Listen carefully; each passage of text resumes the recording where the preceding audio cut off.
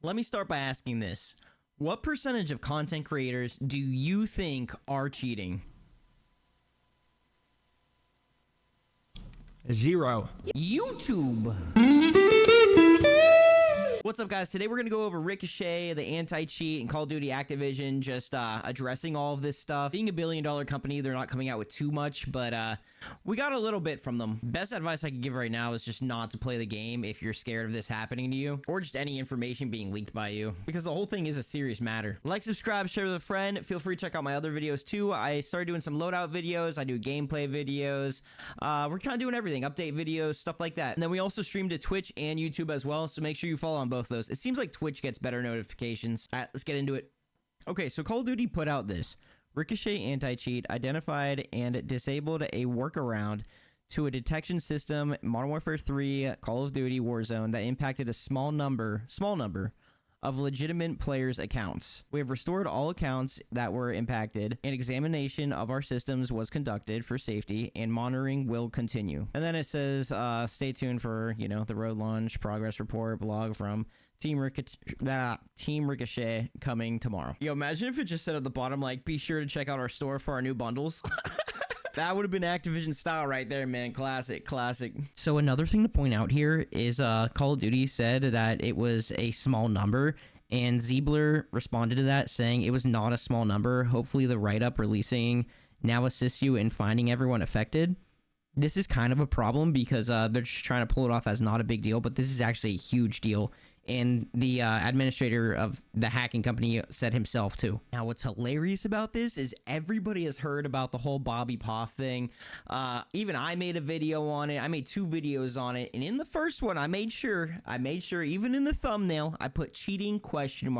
Don't know for sure. But at that point, we kind of knew for sure, because we were told always that there were no false permabans by Activision. So that means Activision found something on Bobby Poff's account and banned him for a specific reason, that he was cheating. And I said in the video he was guilty until proven innocent. But I also said in that video I feel terrible if he is innocent, because that could ruin an entire brand for him. There's really no full recovery from that, unless like maybe if they were to say something to him or make a statement about it, that would still help. But the people that would even question how he played, they're confirmed, man. They're confirmed. Being a small YouTuber, I thought about milking this and just like making a ton of videos on it like all the hacker hunters do and make a ton of cash. But, stayed back from it. Made one saying he's probably cheating. Next one saying, turns out he's not cheating. That's the end of it. It really just felt wrong, but maybe I'm stupid for that. Anyways, the hilarious part about all this is right underneath of it, Bobby says, public apology would go a long way. Imagine having your name dragged through the mud for 2 weeks for something you never did and being offered 0 explanation. That's the big point. He goes, oh wait, that was me the past 2 weeks. Dude, that's messed up. I love that he said that, though, because that's true. I would be so mad. And honestly, I hope there's some kind of like legal action he could take. The fact that they didn't say anything about it is wild to me. And I kind of get it. They don't want to jump on saying something, especially if they don't know what happened. But, they could have said there was some mistake or like just like a little bit of something to like help him out. He's a Call of Duty partner. I mean, we know from the attention of their games, though, that they just don't care. The only one thing I will say about Bobby, though, is he did admit to paying somebody to get the camos for his account, which is technically boosting. And, I mean, you're technically still in the wrong there. I'm just throwing that out there. I don't personally agree with it, but that's technically against their TOS. Now, this all came to light when Ziebler, the administrator for Phantom Overlay, which is a cheat company for Call of Duty Warzone. Now, he came out saying, tomorrow I will be sharing full details on the simple exploit that allows you to falsely, remotely permaban anyone from Call of Duty by reason of cheating, even if you are not in their lobby. This exploit was found by someone else who does not represent most of the game hacking community. He has abused this exploit to get thousands of COD players falsely banned since nearly the start of the year using an auto hotkey script, which automates the process for him. I was not aware of the extent he abused the exploit until today. I did know about the exploit for a while, and I validated it was real by asking him to ban some accounts, which he did. And it listed Nuke Jesus, Parasite, Censor, Bobby Poff, Oxy, etc. Now, Nuke Jesus was a very surprising one to see on there, especially since I think a week or two right before this, Nuke Jesus put out this viral video saying that if you used a specific skin in Call of Duty, then aimbot cannot track you on it. Holy sh! So that's with headlock on? Yes. Oh my I'm god. like 30 meters out, dude. Yeah. And everybody was running this in ranked. Everyone was having at least a little good of time until the cheat developer figured out a way around it, which I think is so dumb. Even weirder, Call of Duty put that operator back in the store so you could not get aimbotted if you buy that, so pay to win on their part. Go figure. But it was definitely weird timing because Nuke Jesus is like a hacker hunter, hates that stuff. But even what I thought was weird is he had a hacker in the video test it with him and see both POVs and everything. So I guess you could kind of put two and two together that that's really, really sus that, you know, he has all those connections and everything.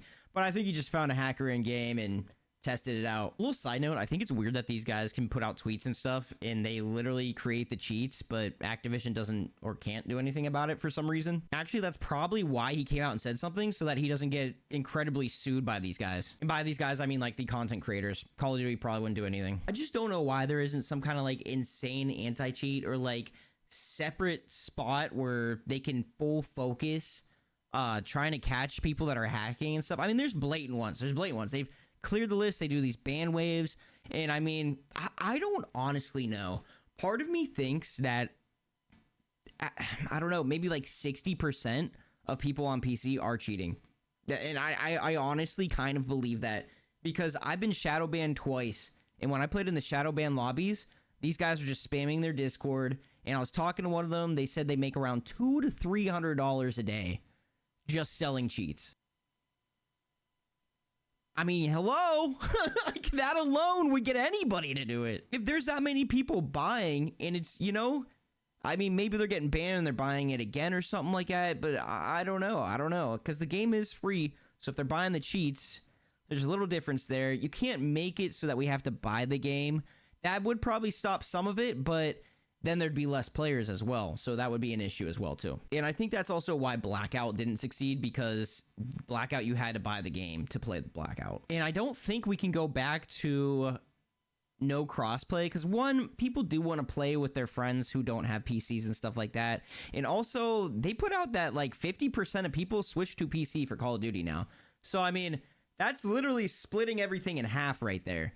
We can't really do that, especially if you want to fill lobbies. Do you imagine being that guy that like just bought a PC and then they cut off crossplay and you're stuck with all these hackers? But I am curious, what do you guys think about the percentage of people that do hack? Let me know in the comments. I appreciate you guys. Don't forget to like, and I'll see you in the next one.